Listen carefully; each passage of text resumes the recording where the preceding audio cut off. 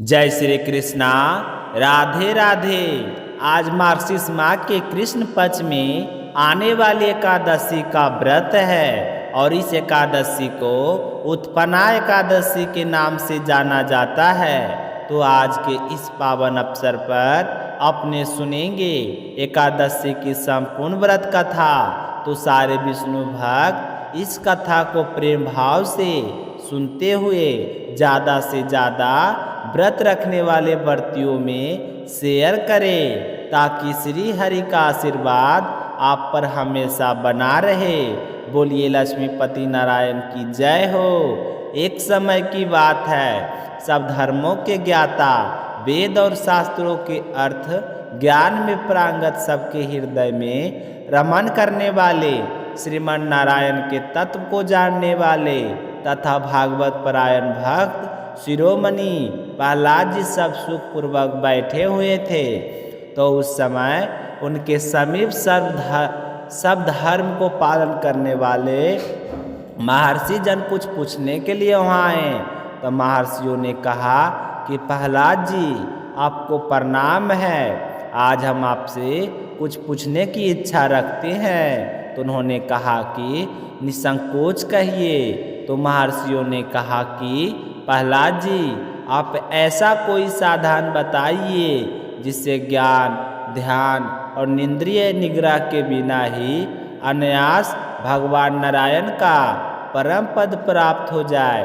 तो ऋषियों को ऐसा पूछने पर संपूर्ण लोक के हित के लिए उत्तर रखने वाले विष्णु भक्त महाभाग प्रहलाद जी ने इस प्रकार कहा कि महर्षियों 18 पुराणों का सार से भी सरतार तत्व है, जिसे कार्तिकेय जी के पूछने पर भगवान शंकर ने उन्हें बताया था। मैं उसका वर्णन करता हूँ, ध्यान पूर्वक सुनना कि जो कलिकाल में एकादशी का व्रत रात्रि जागरण पूर्वक करते हैं एवं वैष्णव शास्त्र का पाठ करता है, उसको कोटि के जन्मों के किए हुए 4 प्रकार के पाप नष्ट हो जाते हैं।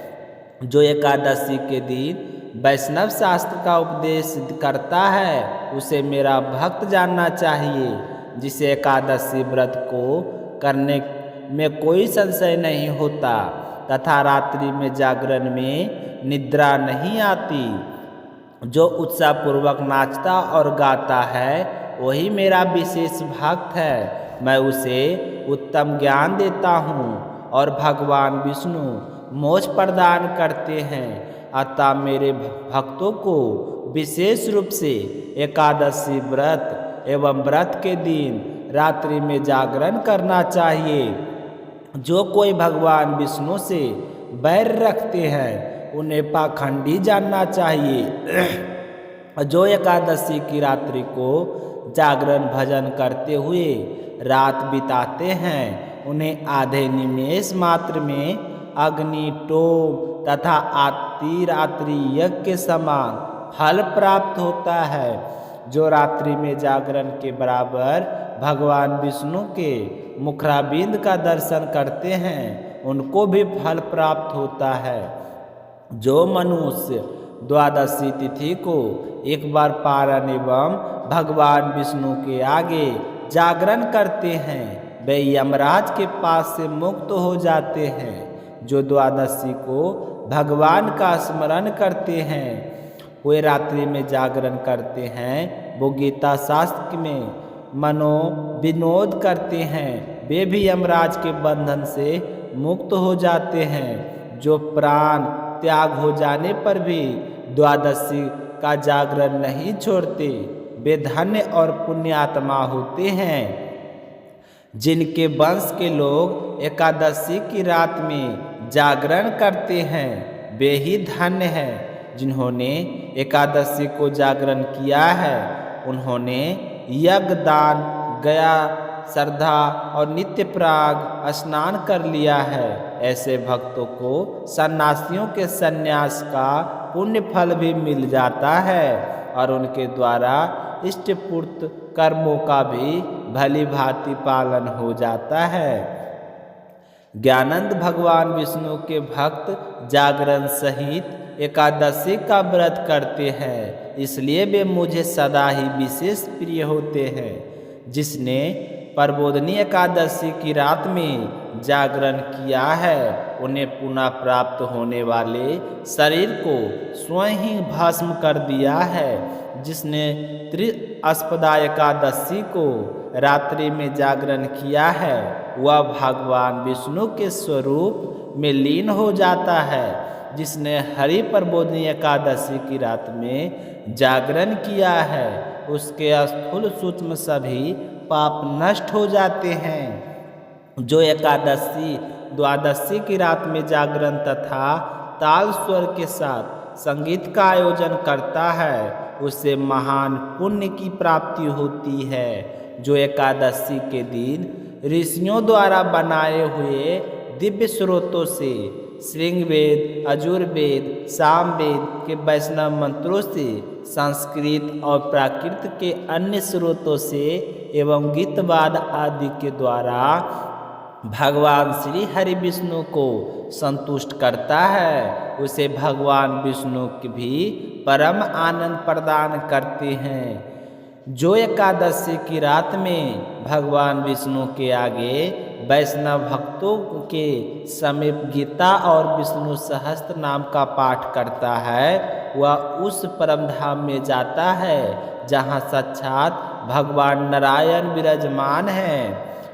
पुण्य में भागवत तथा स्कंद पुराण में भगवान विष्णु को अत्यंत प्रिय है। मथुरा और ब्रज में भगवान विष्णु के बाल चरित्र का वर्णन किया गया है। उससे जो एकादशी की रात में भगवान केशव का पूजन करके पढ़ता है, उसका पुण्य कितना है कि मैं भी नहीं जानता, कदाचित भगवान विष्णु ही जानते हो।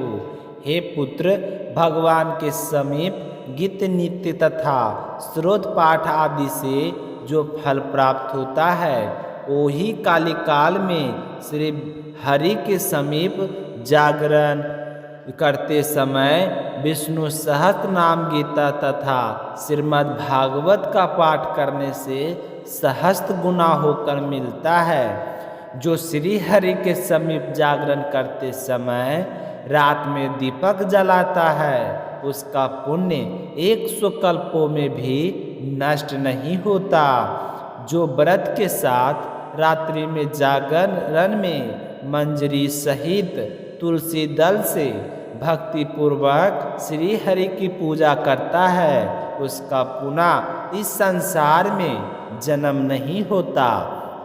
स्नान, चंदन, लेप, धूप, दीप, निवेद और तांबू, ये सब जागरण काल में भगवान विष्णु को समर्पित किया जाए तो ऐसा करने से अक्षय पुण्य फलों की प्राप्ति होती है। हे कार्तिकेय, जो मेरा भक्त मेरा ध्यान करना चाहता है, वह एकादशी की रात्रि में श्री हरि के समीप भक्ति पूर्वक जागरण करे। एकादशी के दिन जो लोग जागरण करते हैं, उनके शरीर में इंद्र आदि देवता आकर स्थिर हो जाते हैं।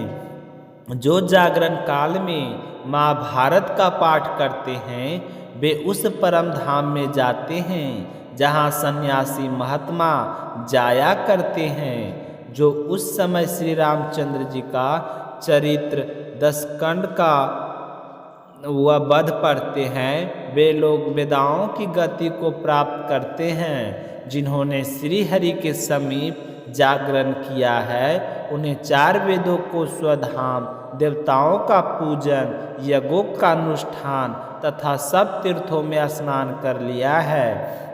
मैं श्री कृष्ण से बढ़कर कोई देवता नहीं और एकादशी व्रत के समान कोई दूसरा व्रत नहीं। जहाँ भागवत शास्त्र है, वहाँ भगवान विष्णु के लिए जहाँ जागरण किया जाता है, वहाँ जहाँ शालिग्राम शिला स्थित होती है, वहाँ साक्षात भगवान विष्णु उपस्थित होते हैं। तो अब मैं आपको एकादशी व्रत की विधि बतलाता हूँ। 10वीं की रात्रि को पूर्ण ब्रह्मचार्य का पालन करें, भोग विलास से दूर रहें, और एकादशी के दिन सुबह लकड़ी की दतवन करें। इस दिन पेस्ट का प्रयोग नहीं करना चाहिए। नींबू, जामुन या आम के पत्ते लेकर चबा ले और उंगली से अपने गले को शुद्ध कर ले। वृक्ष के से इस दिन पत्ता तोड़ना वर्जित होता है, अतः आप स्वयं गिरे हुए पत्तों का सेवन करना चाहिए। यदि यह संभव ना हो तो पानी के 12 कुल्ले करने चाहिए। उसके बाद में स्नान आदि से निवृत्त होकर मंदिर में जाकर गीता का पाठ करें या फिर पुरोहित जी से सुने। एकादशी के दिन गीता जी का पाठ अवश्य करना चाहिए और प्रभु के सामने इस प्रकार संकल्प करना चाहिए कि आज मैं चोर, पाखंडी और दुराचारी मनुष्यों से बात नहीं करूँगा, ना ही किसी का दिल दुखाऊंगा। गो और ब्राह्मण को फल, आहार एवं अन्न आदि देकर प्रसन्न करूँगा। रात्रि में जागरण करके कीर्तन करूँगा और ओम नमो भगवते वासुदेवाय आपके इस मंत्र का जाप करूँगा। राम, कृष्ण, नारायण इत्यादि विष्णु सहस्त्र नाम को कंठ का भूषण बनाऊँगा, अतः इन नामों का ही जाप करता रहूँगा। इस प्रकार के संकल्प करके श्री हरि विष्णु भगवान का स्मरण करके प्रार्थना करें कि हे त्रिलोकपति, मेरी लाज आपके हाथ में है, अतः मुझे इस व्रत को पूरा करने की शक्ति प्रदान करें। ज़्यादा से ज़्यादा मौन, जप, सहस्त्र पाठ, कीर्तन, रात्रि जागरण एकादशी व्रत में बहुत ही ज़्यादा लाभ पहुंचाते हैं। इसलिए इन नियमों को ज़्यादा से ज़्यादा पालन करना चाहिए। एकादशी के दिन अशुद्ध द्रव्य से बने हुए पानी नहीं पीने चाहिए, जैसे कोल्ड ड्रिंक्स, एसिड आदि डाले हुए तथा डिब्बे में बंद फलों का रस भी नहीं पीना चाहिए और इस दिन अन्न ग्रहण नहीं करना चाहिए। ऐसा इस दिन आप व्रत रखें या ना रखें, घर का कोई भी सदस्य चावल ना खाएं। इस चीज़ का विशेष तौर पर ध्यान रखना चाहिए। व्रत रखने वाले विष्णु भक्त इस दिन फल या फिर घर पर निकाला हुआ फलों का रस या फिर दूध पीकर रहना